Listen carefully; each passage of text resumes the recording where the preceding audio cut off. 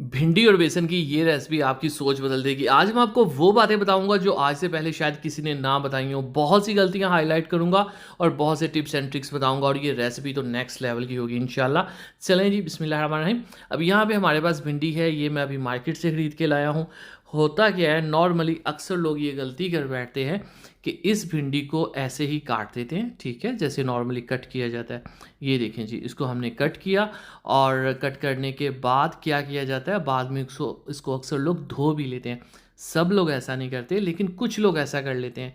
सही तरीका क्या होगा मैं आपको बताता हूँ। लेट्स सपोज ये मैंने इसको धो लिया, ठीक है, कट करने के बाद मैंने इसको धो लिया। अब देखिएगा होता क्या है, इसके अंदर की जो लेस होती है वो एक्टिवेट हो जाती है और वो निकलना शुरू हो जाती है। अब आप दुनिया का कोई काम कर लें, ये लेस ख़त्म नहीं होगी।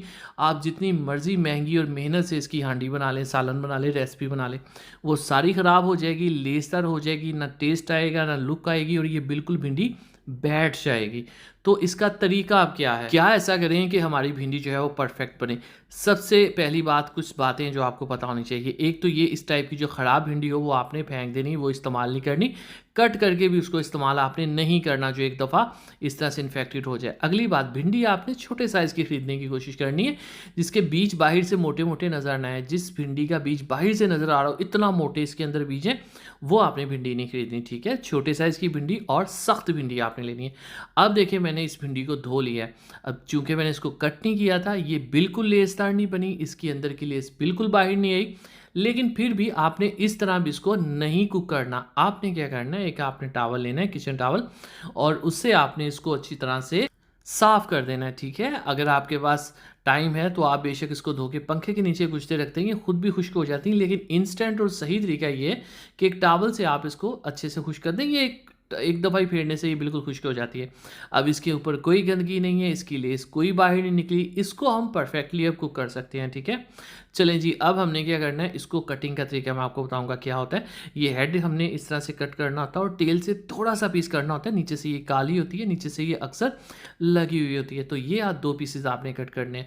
अब इसको इस तरह डायरेक्ट पकाया जा सकता है, लेकिन हमारी रेसिपी के लिए हमने इसको चूंकि स्पेशल बेसन के साथ पकाना है, तो हम इसके दो पीस करेंगे, चार नहीं करने। आपने बहुत बारीक हो जाएगी, आपने सिर्फ दो पीस करने हैं। और उसके बाद आपने तेज़ आंखों से देखना है कि ये अंदर से साफ़ सुथरी है, अंदर कोई चीज़ तो नहीं, कहीं से काली तो नहीं। अगर ये कहीं से काली हुई, ख़राब हुई, तो आपने इसको यूज़ नहीं करना। चलिए मैं आपको एक और जो है वो कट करके दिखाता हूँ। ये देखें, ठीक है, मैंने टॉवल से साफ़ किया, ये बिल्कुल खुश्क हो गई, साफ़ सुथरी हो गई। ये मैंने कट किया हेड और ये टेल, और इसने कोई लेस नहीं छोड़ी, ये कोई लेसदार नहीं हुई, इसके अंदर से कोई लिक्विड बाहर नहीं आया। और फिर मैंने इसको बीच में से कट करके अच्छे से देखा, ये अंदर से बिल्कुल सही है, साफ़ है, तो ये डन हो गई। अगर ये प्रोसेस आपने यहाँ तक कर लिया या सीख लिया, तो यकीन करें ये वो बातें हैं जो लोगों को साल हा साल, दहाइयों की दहाइयों ये समझ नहीं आती। अब हमने देखो इसको कट कर लिया, ये बिल्कुल ड्राई है, कोई लेस नहीं है। इसको परफेक्टली हम कंटिन्यू कर सकते हैं इस रेसिपी को, ठीक है। इससे आगे बहुत सी रेसिपीज़ बन सकती हैं, लेकिन आज चूँकि हमने एक स्पेशल सा टच देना है इसको, तो उस लिहाज से हमने इसको जो है वो तैयार कर लिया। ये देख लें, ये बिल्कुल ड्राई है, कहीं आपको एक लिक्विड का टुकड़ा या कह लें कि जो ड्रॉप है वो नज़र नहीं आ रहा होगा। तो ये हमारी जो है वो बिल्कुल तैयार है। अब चलते हैं इंटरेस्टिंग पार्ट की तरफ। चलें जी बिस्मिल्लाहिर्रहमानिर्रहीम। हमें चाहिए खूबसूरत सा बाउल और उसमें हम इस भिंडी को ऐड कर देंगे। ये 3 पाव भिंडी थी, ठीक है, 750 ग्राम जो होती है। और इसके अंदर हमने बेसन ऐड करना है, कितना, 2 से 3 टेबल स्पून के करीब, ठीक है। बेसन को मैंने अच्छे से पहले छान के रख लिया था। हाफ़ टी स्पून नमक, हाफ़ टी स्पून लाल मिर्च का पाउडर, हाफ़ टी स्पून हल्दी, ये 3 चीज़ें हमने इसमें ऐड करनी है। और उसके बाद हमने इसको अच्छे से इस तरह से हिला देना ताकि इसके ऊपर अच्छे से जो है इसका मेकअप हो जाए। याद रखिएगा मैंने पानी कहीं भी यूज़ नहीं किया, ये ऑटोमेटिकली इसके ऊपर चिपक जाएगा, ऑटोमेटिकली इसके ऊपर बहुत शानदार तरीके से ये लग जाएगा। और यही चीज़ हमें यहाँ पे चाहिए। आपको याद होगा जब हमने फ्रेंच फ्राइज़ बनाई थी तो इसी टाइप का प्रोसेस था, ठीक है। अब आपने इस तरह का एक जो है वो छिक्का लेना, उसमें इसका एक्सेसिव जो बेसन है वो निकाल के गरम ऑयल के अंदर आपने इसको फ्राई करना है। बट एक टाइम में बहुत ज़्यादा आपने ऐड नहीं करनी, वरना ये नरम हो जाती हैं, ये ऑयल को पी लेती हैं, क्योंकि टेम्परेचर एकदम से डाउन हो जाता है तो ये ऑयल को पी लेती है। तो हाई फ्लेम के ऊपर आपने इसको ऐड करना है और फिर आपने इसको चम्मच नहीं लगाना, इसको पकने देना है। ये बेसन इसके ऊपर इतना शानदार फ्लेवर लेके आएगा, इसको क्रिस्पी तो करेगा ही करेगा, वो इतनी बड़ी बात नहीं है। असल बात ये है कि बेसन जब इस तरह से भिंडी के साथ चिपक के यहाँ पे फ्राई होगा, तो वो ऐसा टेस्ट और फ्लेवर लेके आएगा आप सोच भी नहीं सकते। तो यहाँ पे हमने इसको कब तक पकाना है, जब तक हल्का सुनहरी कलर ऊपर कोनों में आना शुरू हो जाएगा।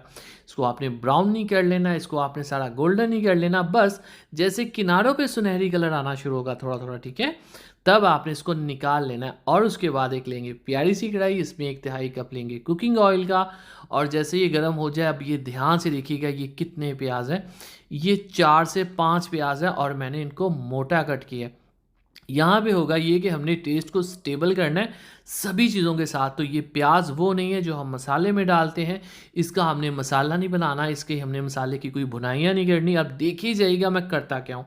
प्याज का ये रूप शायद कुछ लोगों ने पहले नहीं देखा होगा। हम क्या करेंगे, इसको मीडियम फ्लेम के ऊपर जो है वो पकाएंगे। अब होगा इससे ये कि ये जो मोटा हमने प्याज कट किया है, जो 4 से 5 प्याज है, ये क्या करेगा, ये थोड़ा सा पानी छोड़ेगा। ये देखिए इसने पानी छोड़ा, अब ये अपने ही पानी के अंदर पकेगा और ऐसा कैरामलाइज्ड होगा। कैरामलाइज्ड मतलब कि इतना ये जूसी सॉफ्ट हो जाएगा और अपना एक टेस्ट को डिवेल्प करेगा कि आपको मज़ा आ जाएगा। ये देखिए आप, ठीक है, आपने इसको गोल्डन नहीं करना, आपने ब्राउन नहीं करना, ओवर कुक नहीं करना, आपने बस इसको इसके पानी में आहिस्ता आहिस्ता फ्राई होने देना है और ये शानदार तरीके से ट्रांसपेरेंट हो जाएगा, यानी कि ये बिल्कुल नरम हो जाएगा और इसका जो कच्चापन है वो दूर हो जाएगा।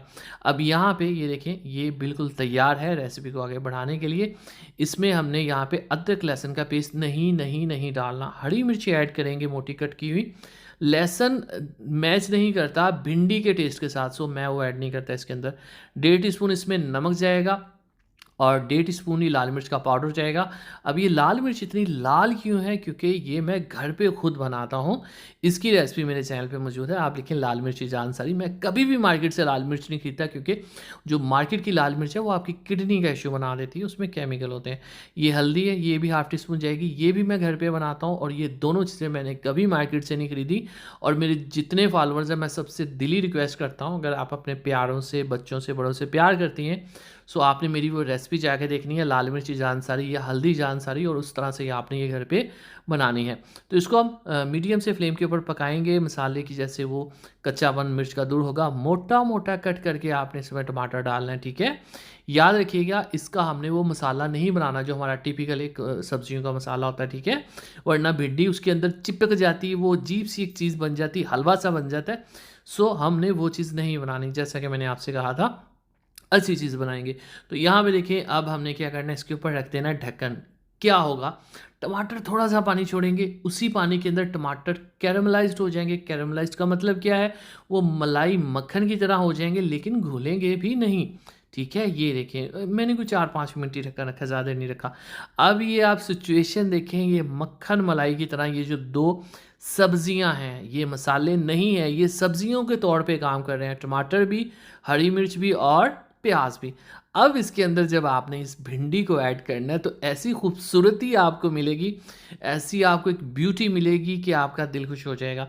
आप घर पे बनाते हैं, पहले बनाते हैं, बहुत अच्छा बनाते हैं, वेरी गुड, बट ये चीज़ आपने नोटिस करनी है कि ये क्या लुक लेके आती है, ये दिखने में कैसी है और इसका टेस्ट किस लेवल का होगा, क्योंकि भिंडियों को हमने बेसन के साथ मैच किया। और ये भिंडी और बेसन की ये रेसिपी वैसे मैं 4 साल पहले, 3 साल पहले, ये मैं 20-25 दफ़ा बना चुका हूँ, लेकिन ये सालन वाली जो है ये भी आई थिंक मैं बना ही चुका हूँ। लेकिन यहाँ पे जो टमाटर को लेके, प्याज को लेके बहुत से लोगों के सवाल थे, उनका सबका मैंने कोशिश की है कि आंसर करूँ, साथ ही साथ भिंडी को प्रिपेयर कैसे किया जाता है। अब यहाँ पे आपने कुकिंग नहीं करनी इसकी मज़ीद, ठीक है। याद रखिएगा हमारी भिंडी भी कुक्ड है, यानी कि पकी हुई है, प्याज टमाटर सब तैयार है, लाल मिर्च को भी हमने स्टार्ट में थोड़ा सा भून लिया था। आपने इसको अब डायरेक्टली जो है वो सर्व करना है और इसकी लुक कुछ इस तरह आएगी। ये देखिए आप, सेपरेट एक एक चीज़ मैं एंड पे आपको दिखाऊंगा मैंने किया गया, बनाया गया। चलें जी, बिस्मिल्लाहिर्रहमानिर्रहीम। तो माशाअल्लाह अल्हम्दुलिल्लाह, देखें जी मेरे अल्लाह की शान, उसकी रहमत नेमतें और बरकत शानदार। दोस्तों ये देखें आप कि एक एक चीज़, जो प्याज है, जो टमाटर है, जो भिंडी है, अलग अलग नज़र आ रही है, कोई हलवा नहीं बना। टेस्ट भी होगा क्योंकि हमने इसको अच्छे से बेहतरीन तरीके से ट्रीट किया है। प्याज आपको फुली कैरमलाइज्ड मिलेंगे, टमाटर आपको फुली सॉफ्ट मिलेगा और भिंडी आपको अलग जो है अपने खूबसूरत कलर के साथ मिलेगी। दुआ में रखिए, वीडियो को लाइक कीजिए, जान सके दीजिए इजाज़त, अगली वीडियो तक अल्लाह हाफिज़।